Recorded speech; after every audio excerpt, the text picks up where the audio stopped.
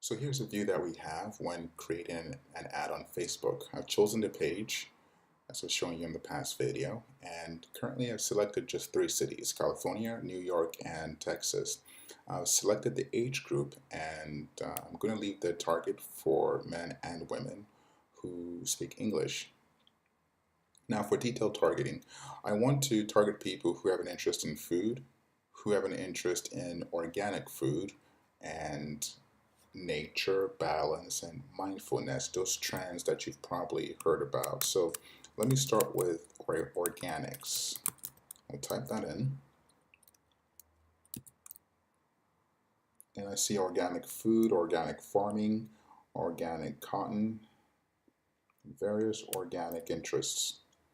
I'm going to choose organic food. And the way to understand interest is Facebook has a vast analytical system that essentially analyzes all the information that passes through its networks.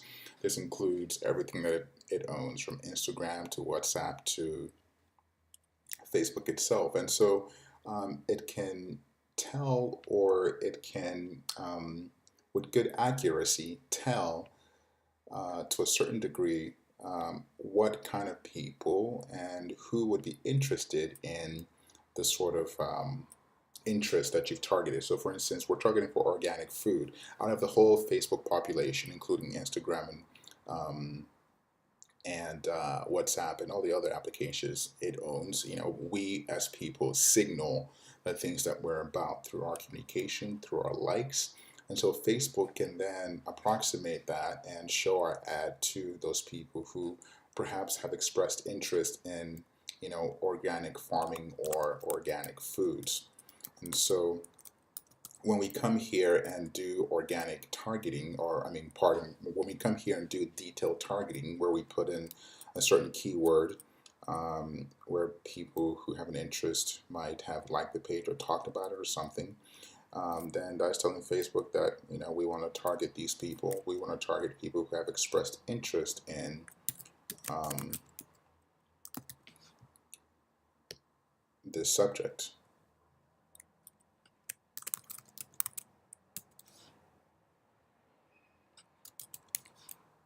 So I'm just typing in some keywords here, some interests. Natural product. Now let's do healthy food. Let's look at the suggestions. Let's do natural and organics. Let's do eating healthy, which is very, very good. Healthy life, living healthy, yes, living a healthy lifestyle. So let's just cap it at that for now. And with connections, I don't use this too often, only for special campaigns. But with connections, it allows us to reach people who have a specific kind of connection to your page, application, or event. This allows us to narrow the audience to include only people who have a specific connection and who also meet the other targeting categories that we've selected. So for instance, we have a page and we want to target people who like that page and who also um, expressed an interest in any one of these here. So then we have the option to include the page as well.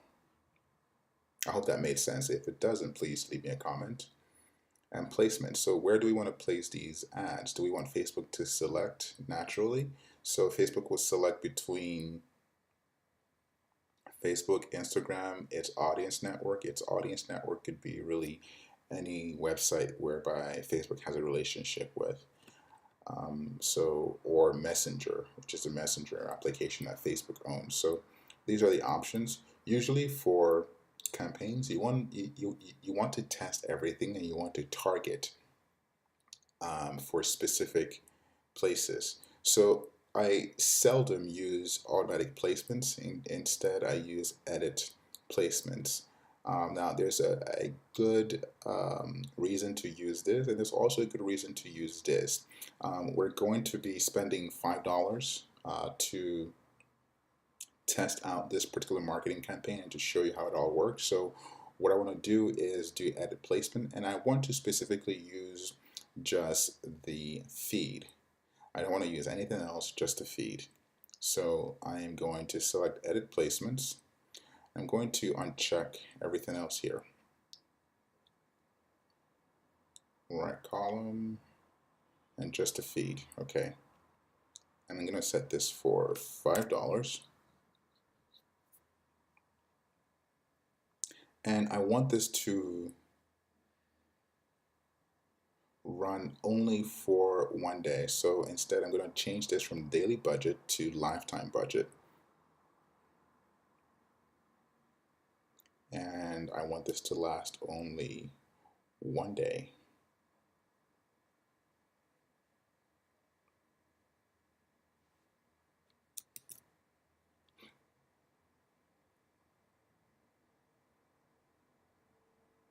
And in fact, I really just want this to be for $1 since this is a test.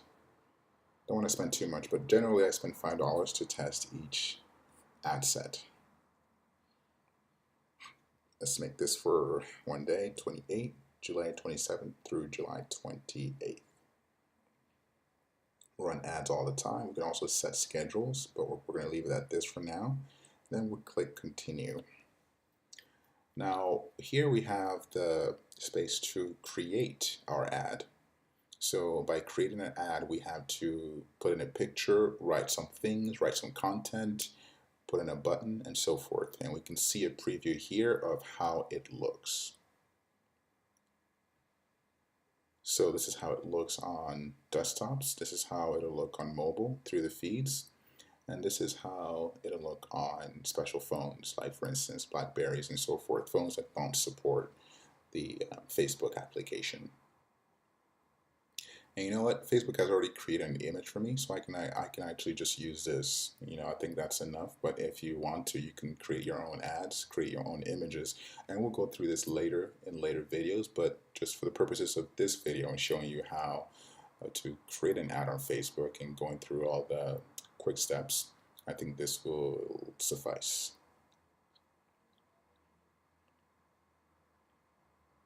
Now, one thing that Facebook is very particular about, as you've seen here, is that Facebook doesn't want a lot of text on the images. So if we want our ads to be properly optimized, we want to limit the percentage of text on the picture. However, as you see here on this particular picture, I have text here all in the middle. So Facebook somehow reads it and informs us that the picture, the ad may not reach the maximum amount of people because there's text in the ad image.